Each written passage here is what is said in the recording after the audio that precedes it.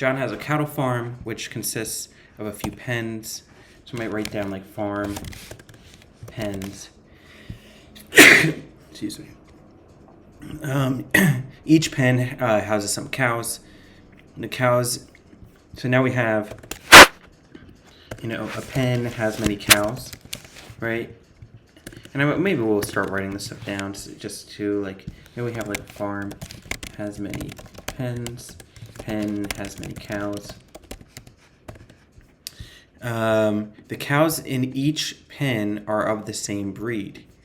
Each breed of cow eats only one feed, yields a certain kind of milk, and generates a certain level of greenhouse gases.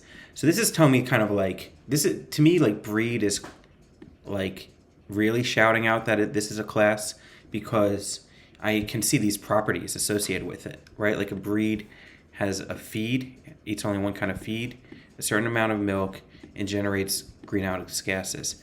So I would do I guess for me, I would start to write this down as breed.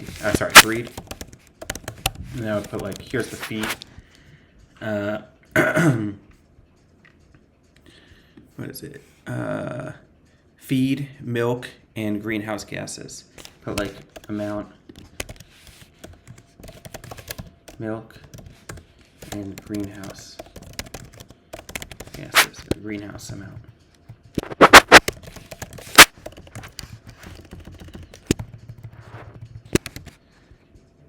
All right. John has asked you to help him simulate his farm so he can foresee the consequences of his decisions. Develop a code base, blah, blah, based on OOP. What breed is allocated to his pen? Okay, how many cows are there? So I'm just like double checking that we have classes for each one of these things. So what breed is allocated to his pens? All right, so we have this breed class, and we have, a pen really just has one breed, and a breed can have many pens, right? Because we can have more than one has many pens. A pen has one breed. Milk yield. How much milk should we expect from each pen? Can you make a time series? Remember, milk is on this feed. Milk comes from this breed, and the breed is associated with like pens and a cow. So that seems right. Overall, how much greenhouse gases does this generate? That makes sense too. We just kind of have to figure out the amount per breed, right? And then we have like a cow is of a kind of breed, and then we can see how many of those cows are in each pen and basically just multiply it. And then it says, based on the type and amount of consumed feeds, how much does it cost John to implement this scenario in his farm? So this is interesting, right? Because now we know that feed itself has a property of like the cost, right, or the price. So this itself has a property, which makes it feel like, we probably have like the name of the feed and the price. So now this is starting to warrant, like maybe this is its own class. I think this is borderline, like I think it probably is, it probably should be, but this is, you could go either. You could, it's okay if you didn't do that. Okay, now let's take another look. If you think about a farm is the one that you really should cross off farm. The reason why is because there's only one class. There's only one farm, right? So there's nothing really to even store in terms of attributes on this farm. Like if there is a pen, like we don't have to do like farm has many pens, because we just know all of the pens belong to the farm, So we could just like go to our store and be like, all right, here's my store, and then here's my pen. And then however every pen that's stored in this list, we know belongs to the farm. So like we really have no information to, use with this farm thing. So now we basically have three main things, I guess. So we're done with farm. We have pen, we have cow, we have breed. I'm going to delete the S. Right? Breed has an amount of milk. It has an amount of gas.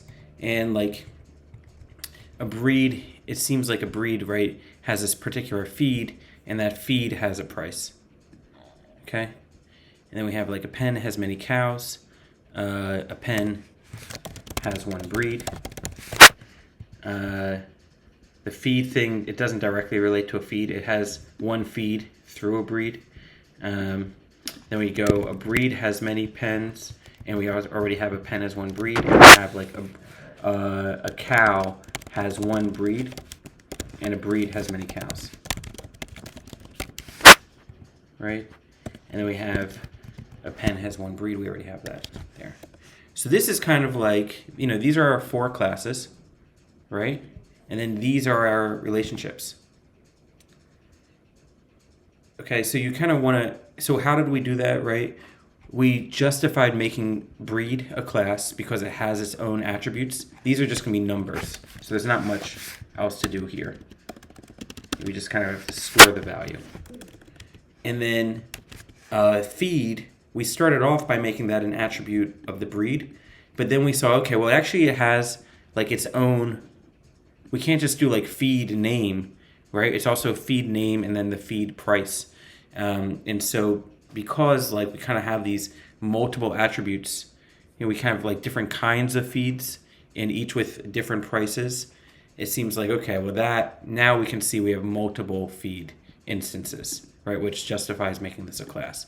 This is in contrast to our farm, where notice with our farm, we don't have like multiple farms and we don't have like differing attributes based on which farm we're talking about, right? So that's why we got rid of farm, right? Like this really justifies instances because each instance holds its own unique data and attributes. This one, we don't have multiple instances and there's not really any data. All of our data is going to be in that store. So we don't really need this overarching object or class here.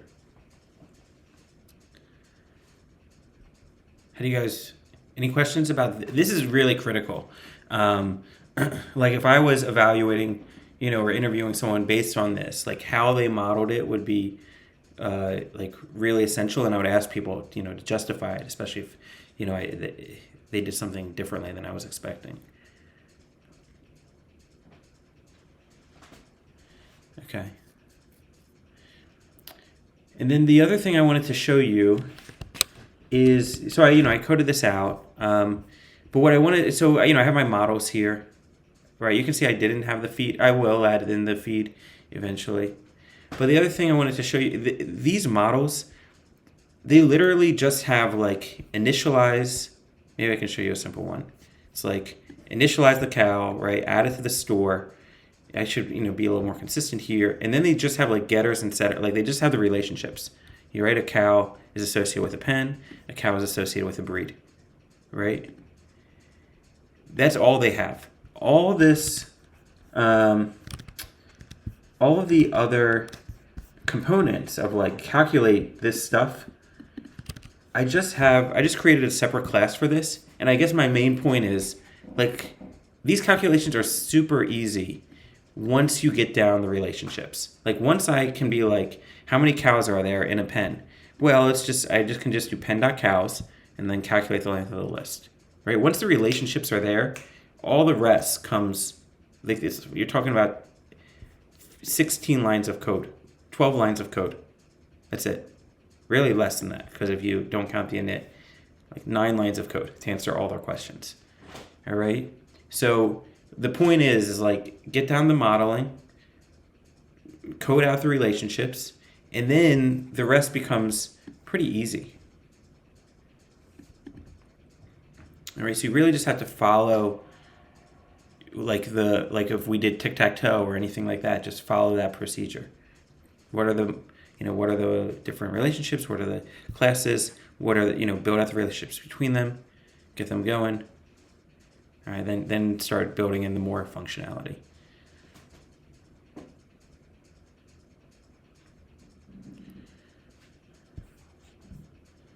All right, questions about this?